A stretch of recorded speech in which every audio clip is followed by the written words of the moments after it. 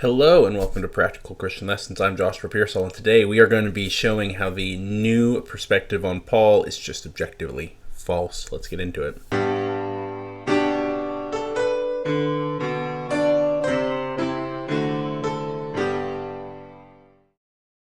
Hello, if you are new here, we do a lot of things here: history, theology, apologetics. It's often a combination of all three in one video, such as is going to be the case here today.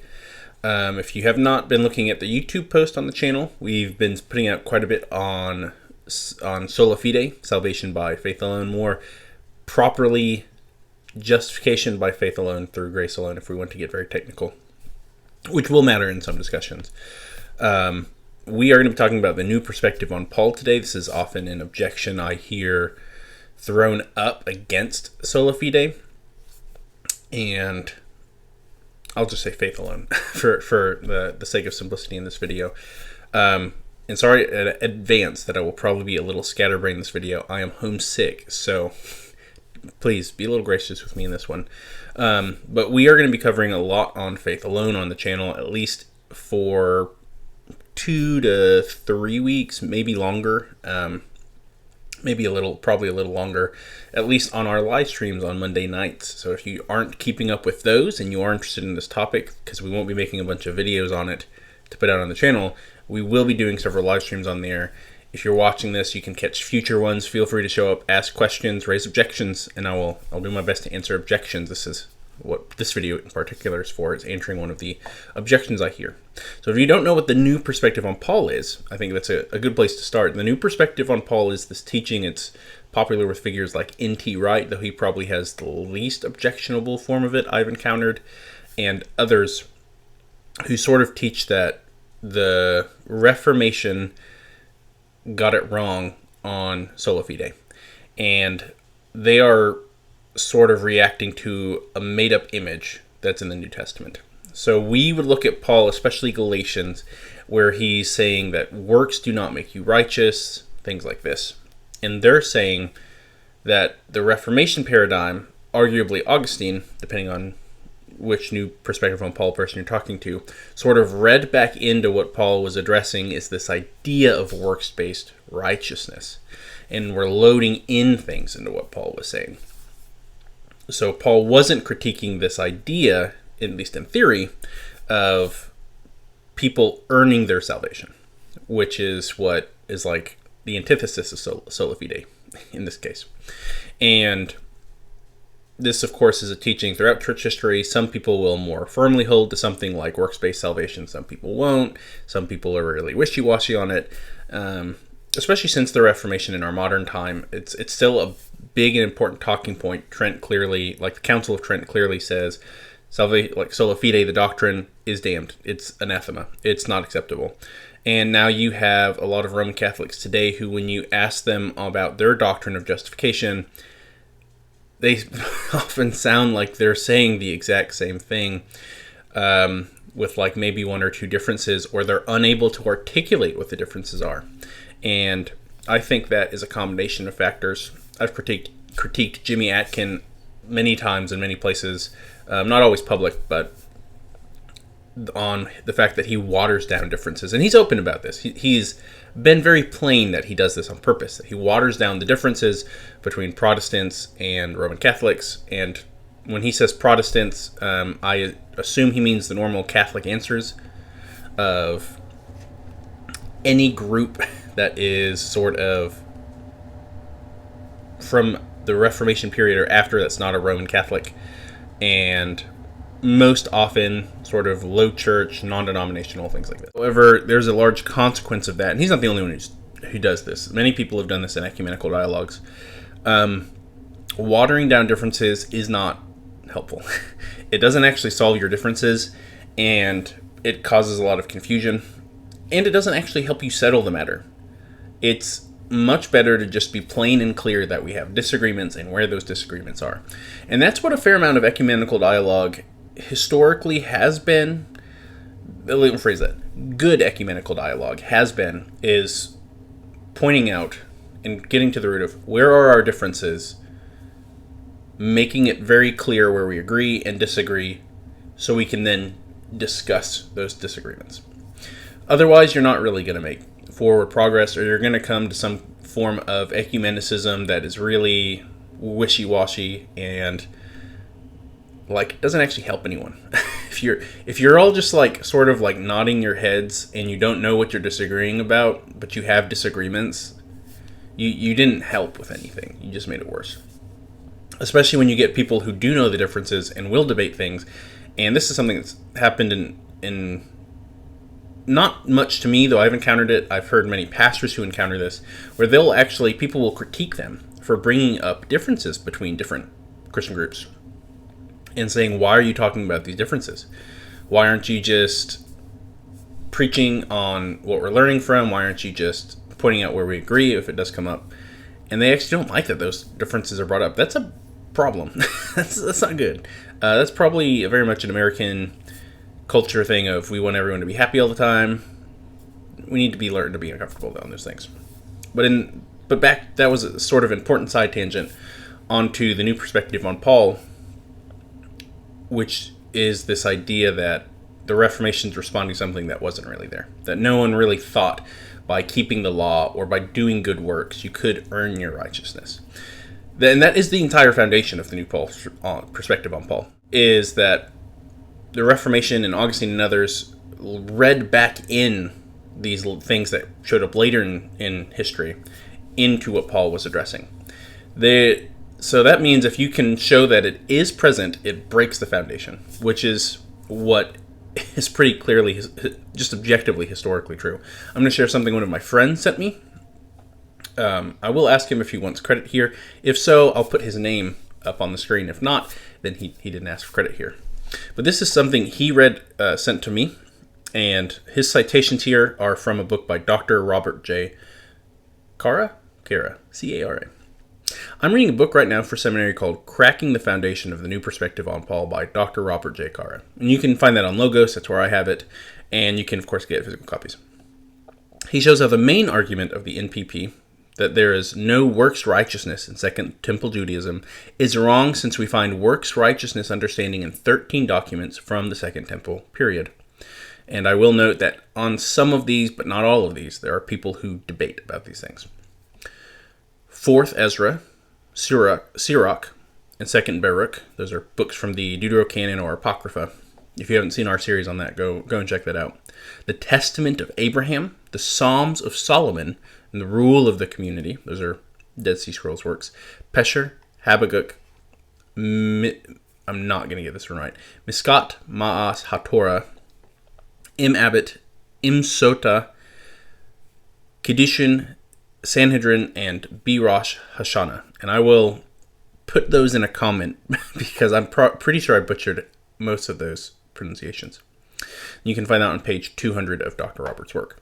Additionally, the three horsemen of the new perspective on Paul, Dunn, Sanders, and Wright, all agree, Sanders at least gives hints that he does, that Ephesians 2:8-10, Titus 3:4-7, and 2 Timothy 1:8-10 constitute works righteousness thinking, meaning that they admit works righteousness exists in the first century and was in fact a problem. Page 201 of Dr. Robert's work. So basically, if the new perspective claims that work righteousness did not exist in Second Temple Judaism, and builds their entire understanding from that starting point, then when we show it does in fact exist in Second Temple Judaism, the foundation of their arguments crumble because it's built on that faulty foundation. Page 200. And I've pointed this same thing out with, let's say, icon veneration. If you argue it from Nicaea 2, which says it is an apostolic practice, and that is their justification for it. If it's not an apostolic practice, as Roman Catholic scholars and apologists have admitted, then that should show how their foundation is faulty, therefore the practice is faulty. Eastern Orthodox, recognizing this, have refused to admit that it's a development and will often point to, like, I'm not going to get into this on the new perspective on Paul here. I'm definitely not expert on it, but I am knowledgeable on it. But they'll just point to images and say, proof of veneration, if these images were present. That's not the same thing. And, again, it blows my mind that these scholars will admit that that Paul is clearly at least seeming to respond to works righteousness thinking, but then they say that it's not a thing in Second Temple duties. Well, is Paul just responding to a nobody in multiple places? What's the point? And now I have a few quotes from the Dead Sea Scrolls myself. If you've watched our video on those, you'll know I've gone through those. They're very interesting. I recommend checking them out. But here's a few quotes from them. For your glory's sake, you, God, have cleansed man from transgression, so that he can purify himself for you from filthy abominations and the guilt of unfaithfulness, so that as to be joined with the children of your youth in the lot with your saints. You can find that in the Thanksgiving Psalms.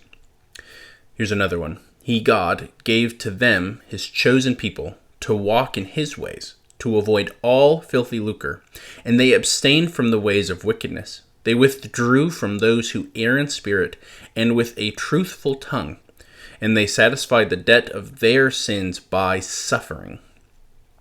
And then the quote, the text breaks up their sin. But the clear implication there from that quotation, that's from a sectarian history in the Dead Sea Scrolls, is that they satisfied the debt of their sins, even though we're not explicitly told here because it's missing what their sufferings were. They are the ones satisfying the debt of their own sins. There's also important to point out that legal debt language there of sin, as some people object to that as well with the atonement of Christ, but that's for another video. And these are quotes from Wise and Cook's translation. That's where I'm pulling from. So that's what this next statement's also going to be about. Though I push back on how they, Wise and Cook, limit the following material, it's worth noting their comments on text 84. Quote, in all of antiquity, only the Manifesto and Paul's letters to the Galatians and Romans discuss the connection between works and righteousness. Again, that's the part I'm disagreeing with them on, is how they limit it. This final exhortation is of great importance for a fuller understanding of statements the Apostle Paul makes about works and righteousness in his letters to the Galatians. The author of the Manifesto, probably thinking of Psalm 106, 30 through 31, where the works of Phineas were reckoned to him as righteousness, is engaged, as it were, in a rhetorical duel with the ideas of the apostle. Paul appeals to Genesis 15:6 to show that it was the faith of Abraham that was reckoned to him as righteousness, Galatians 3:6, and goes on to state categorically that by the works of the law shall no flesh be justified, Galatians 2:16. Probably the false brethren of Galatians 2:4 that Paul opposed held a doctrine on justification much like that of the present writing. You can find that on page 359 of their translation of the Dead Sea Scrolls. Though there are many other places to point to amidst the Dead Sea Scrolls and other ancient writings we will look at, for these authors here is where they see most clearly this teaching of what we would call works-based righteousness. And this is a quote from the scroll.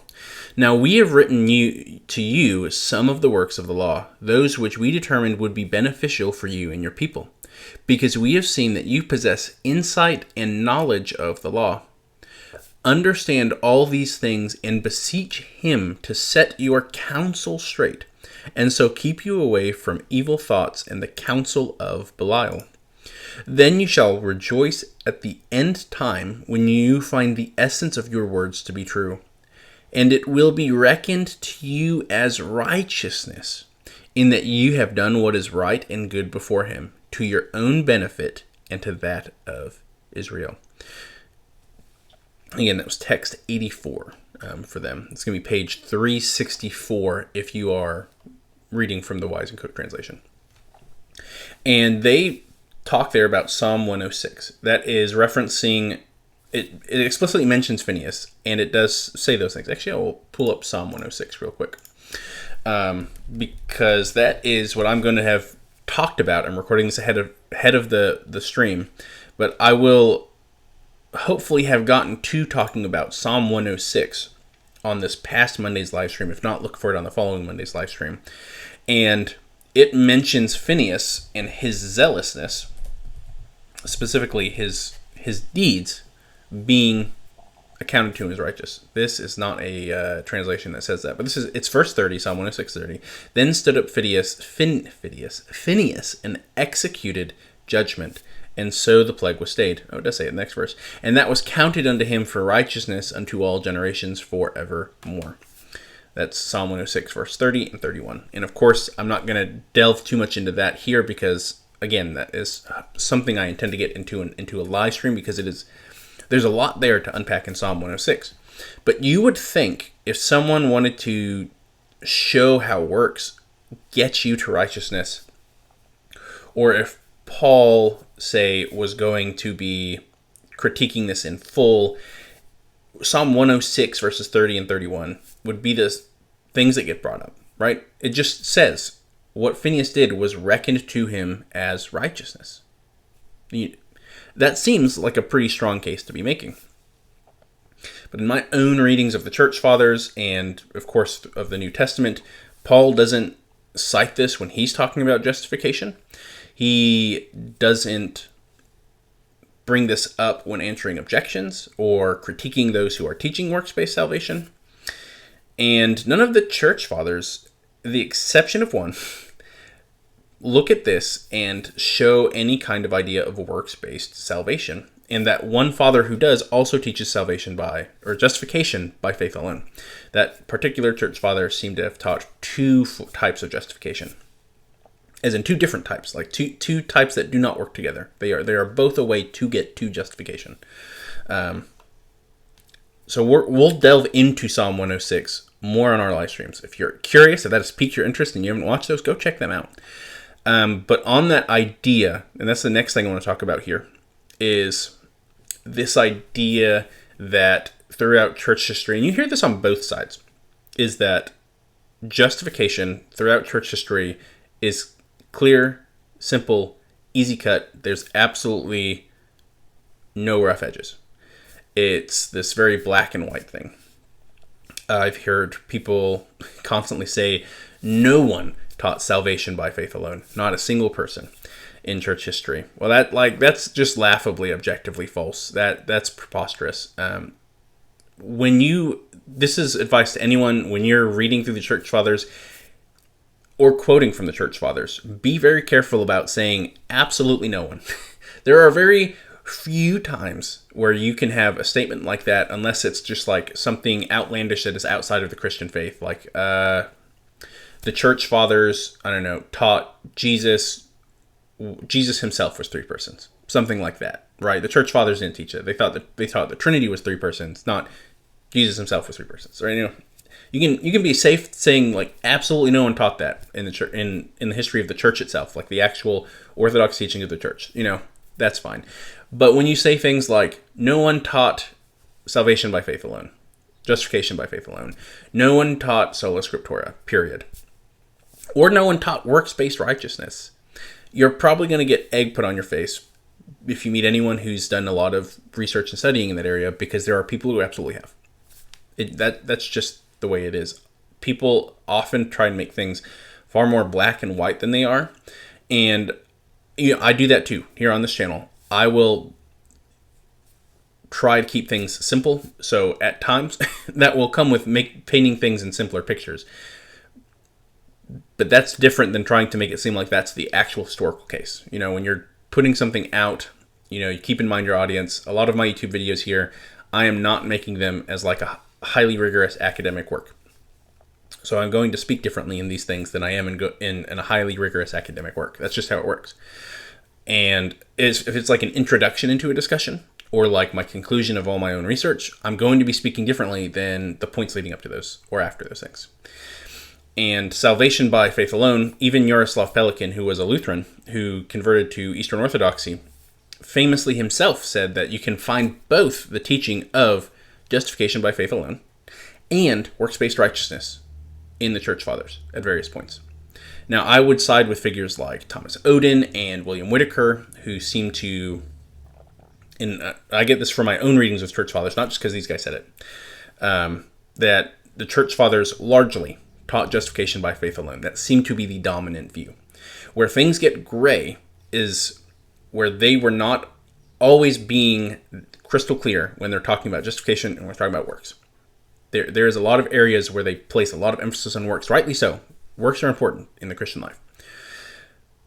But there's also a lot of times where they raise up in their language things like almsgiving, especially charity, and living a simpler life, not giving into a bunch of money, things like this.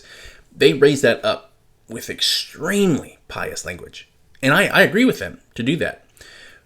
What people will then try and do with those types of statements is take those statements and then say, see, they're teaching works-based righteousness, they reject Sola Fide. Or you'll get people on the other side who say, oh, they're teaching faith alone clearly, and these things are just like, you're misunderstanding them, or they're not actually teaching this, or they're just being hyperbolic, right? You'll get all sorts of random statements. No, the fathers did raise up works to a very high level in the Christian life. Very, very important. But they also often, on those points they're raising up works, aren't always talking about justification. And this is something I encourage anyone who does their own studies in the church fathers on this matter. Look at the works. This is going to be clear in like homilies and commentaries on Romans, Galatians, Ephesians, where justification itself is the thing brought up. That is where you're going to want to look for their clearest statements. When you're reading like their commentary, I don't know, in the middle of one of the Gospels, and it's like Matthew 5, where blessed are the poor, the meek spirit, yada yada, and they start talking about humbleness, charity, all these things. That's not where you want to get that's not where you want to try and base your idea of what they're teaching on justification, because they are not speaking in these crystal clear terms. That really doesn't come about in church history until the Reformation, because that's where the big debate on justification happens in church history on this massive scale. And that's how the church works a lot of times. You can see this with tons of topics throughout church history and theological topics, where in the beginning, or even for hundreds of years, they're not always crystal clear on their language. They can be very sloppy on their language. They can seem to combine and conflate things because they haven't had a reason to iron out that language. It's controversy, debate, and battles that end up drawing dividing lines on unacceptable teachings. That is often where you get the clearest statements, or the things that move people to clear formulations of statements on the correct teaching. And that's just how the church has worked. That's not a bad thing. That's not a good thing. That's a feature. That's a feature of how the church has done things. They've just found it easier to clear those things up when confrontation happens. And that's not a bad approach. If everyone's in the clear until someone starts teaching something wrong, then, address the thing that is wrong. I can think of countless church fathers' writings. I think of 1 John 2 actually coming to mind, where John tells the audience he's writing to, I write these things to you not because you do not know the truth. You have the truth. Paraphrasing a little bit here. I write these things to you so that you do not fall to deception. That's basically what he's saying. He's saying you have the truth. You have the spirit of knowledge. He has guided you into all things.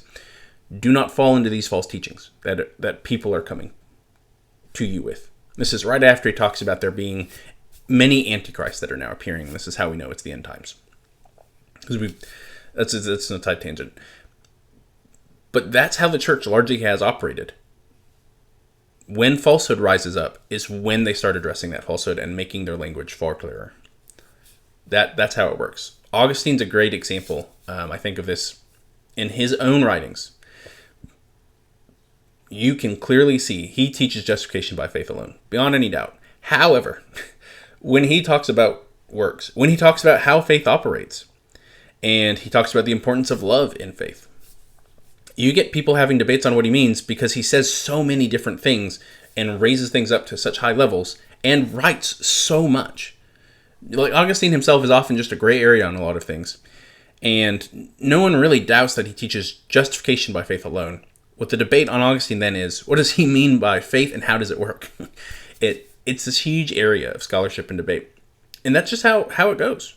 There are things that are clear and black and white. And in my own readings of the church fathers, there does seem to be this clear understanding of justification by faith alone. What is not clear in their writings, and this is where a lot of discussion probably needs to be happening, is their relation of the works then to justification and salvation. We now have these much clearer terms of justification is by faith alone, through grace alone. And the rest of your journey in the Christian life and all the parts of salvation, sanctification, that's glorification, etc. Works play integral roles into those things. The Christian life requires works with, of course, some exceptions. The thief on the cross, when he confesses Christ on the cross, he doesn't exactly have time to go out and do a bunch of good works, clearly. But exceptions don't disprove the rules, and works are the natural outcome of faith. And you can see that clearly laid out in the New Testament. What is all these things if you lack love? I don't know how you can get much clearer than that. And love of neighbor is not, as James clearly points out, if you love your neighbor, you don't just wish them well and say things. You actually do things. You actually go and work. You actually help them. Works are an integral part of the Christian life. And that's something to be keeping an eye out on.